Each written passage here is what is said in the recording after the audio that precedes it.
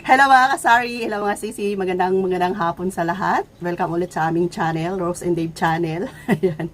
So, ngayon ay magpa-price update tayo ng presyo ng mga sigarilyo. Grabe mga sisi ko, no? Ang laki na ng puhunan natin. Pero ngayon, titingnan natin kung sa laki ng puhunan natin ay kumikita pa ba tayo. Ayan. So, March 2, effective March 2, nagtaas na ang sigarilyo. Una ang Marlboro. Tapos, hindi pa kami nagtaas ni Kuya Dave kasi hinintay pa namin yung ahente na pupunta dito. So, kanina pumunta siya, Wednesday yung schedule. So, meron na kami ditong price list kung magkano ang SRP. Ang mabenta kasi dito sa amin mga sisi ngayon ay Marlboro talaga. So, dinamihan na namin yung stock. Tapos, calculator, syempre, para itotal natin kung kikita pa ba tayo. And, resibo sa mga napamili natin ngayong araw. And ito yung pinakamaganda. Yung pinadikit nila sa labas ng aming tindahan. Kita nyo ba? Marlboro Original 10, Crafted 7 pa daw. So, titingnan natin ngayon, tinanggal ko. So, nabanggit ko na ito kahapon sa vlog ko na pag-alis nila, tatanggalin ko ang SRP. Kasi pag susundin to, wala ka pa sa puhunan. O, 7 yung nilagay na. Tapos yung Chesterfield nila 8. Ito ay crafted. Samantalang ang puhunan ng crafted ngayon ay nasa 1,600. O, 7 mo lang, 1,4 lang kung sa isang rim 1,4 na. Tapos ang price nila ngayon ay nasa 1,5 to 1,6. So, ipapakita ko sa inyo mamaya. Kanina pala ang napamili namin ay 1, 2, 3, 4, 5 crafted. Ayan, 5 crafted na Marlboro. Crafted nga, Marlboro. Tapos, 5 red na crafted. And, itong original, parang atin to, no? Dito kasama mga sisi ko. Tapos, yung binigay nila na Marlboro original ay 8 lang. Oh, kita nyo. Gusto naming bumili ng siguro 3 rim, pero ang binigay 8 lang daw. Kasi anong tawag nun? May allocation kasi bawat tindahan kung magkano lang ang kanilang ibigay. Kita nyo? Dati na may mga kakompetensya pang mga, di ba nabalita na ngayon na hinuhuli na yung mga smuggle na cigarettes. So ngayon, wala na masyadong nagbebenta. And ngayon, gustuhin mo man na bumili ng marami, hindi ka na nila bibigyan. Pero kami dito mga sisi ko, umiiwas talaga kami na magbenta ng mga smuggle. Kasi nga, may mga, alam nyo naman, malaki ang penalty pag malaman na nagbebenta ka ng mga illegal na sigarilyo. So, bahala na mahal ang puhunan namin ni Kuya Dave nito. At least, sure na hindi kami matatakot. Kasi may mga nasampulan ng mga sisi ko na kinuha lahat yung sigarilyo at malaki yung penalty. Ayan. So, ito lang yung nakuha namin ngayon. 10 rim lahat. Tapos, 8 na Marlboro Original. 8 pieces lang. May extra pa naman kaming isang rim. Ang ano lang nito, pag maubos na, mapilitan kaming bumili sa wholesaler sa labas. Pero mas mataas na kasi may discount kami dito sa mga sigarilyo na nabili namin sa ahente namin. So, nakalagay dito sa SRP mga sisi ko, yan may highlights na ni Kuya Dave. Iwan ko lang kung kita ninyo. Yan, sasabihin ko na lang sa inyo. So, itong Marlboro original, ang per stick nito mga sisi ko ay 10 pesos na. So, nasa SRP naman nila na pinadikit sa amin, dito sa aming tindahan kanina, 10 pesos na yan, oh. Kasi ang puhunan nito sa labas, pag sa labas tayo bumili, sa grocery nga is 177. Pero hindi naman lahat ng mga tindahan ay magkaparehas ng price. Siguro mas mataas si grocery or mas mababa sa ibang mga wholesaler.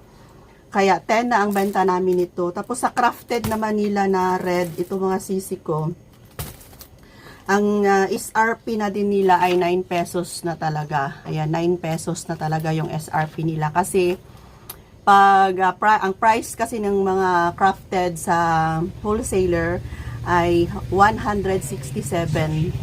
So 167, kung i-8 pesos mo siya, lugi ka pa ng 30 pesos kasi 8, kung 8 ang benta mo, 160 lang ang lahat, ang total sa isang kaha nito. 160 lang. Tapos ang price nito sa ibang mga tindahan, lalo-lalo na dito sa grocery, is 167. Kaya ang price na talaga nito ngayon ay 9 pesos na talaga. Kasi hindi na siya pwede. Nilagay nila yung SRP, ayan sa gitna, na crafted 7. So 7, 140 lang ang benta mo sa isang kaha. So 140, samantalang ang puhunan na ay 167, luging-lugi ka ng 27 pesos kung mag-7 ka pa. Kaya tinanggal namin kaagad, tinanggal ko kaagad kanina ito kasi nakalagay, di ba, baka ito yung i-follow ng mga customer. So sa mga customer namin dito, magtaka sila bakit mahal na. Ayan, pinapakita namin itong SRP. Ayan, SRP, para hindi na sila magreklamo pa. Ang iba, sinasabi nila na sa ibang tindahan daw ay mura pa.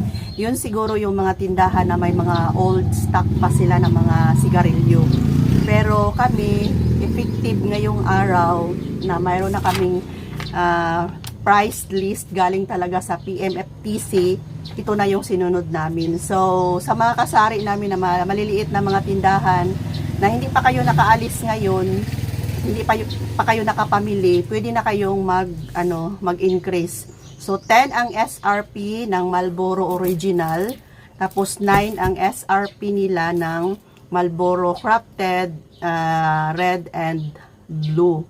Tapos yung Chesterfield, kung mabenta sa inyo, ang SRP ay 8 pesos na rin mga sisi ko. So pwede na kayong mag-increase para masanay na ang inyong mga suki dyan. Para pag makabili kayo, yun na talaga yung price na susundin ninyo. So, 10, 9, 8 ang Chester. So, kanina, ang total lahat ng bayaran namin ay sa 10 rim, nasa 12,000 mga sisi ko. Grabe, no?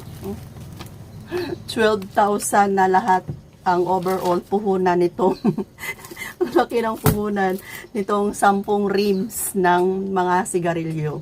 So, ayan, ito lang yung may papakita ko sa inyo. Meron palang Mighty. Ang Mighty, pila ganitong Mighty? 100? 1,640. Oh, sa isang rim, syempre 10, 1,640. So, 164. So, benta namin siya ng 10 pesos pa rin. Same siya ng Marlboro na original. 8 pesos. 10 pesos ang Mighty na kasi nagtaas na siya na dati na palang nasa 140 o 150 plus lang yan, ngayon ay 160 plus na rin.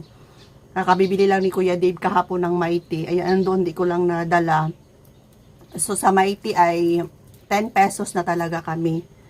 Ayan, so yung mga customer namin dito na nagrereklamo kasi mura pa daw sa ibang tindahan, siguro hindi pa sila nakabili ng bago or walang ahente na pumupunta sa kanila.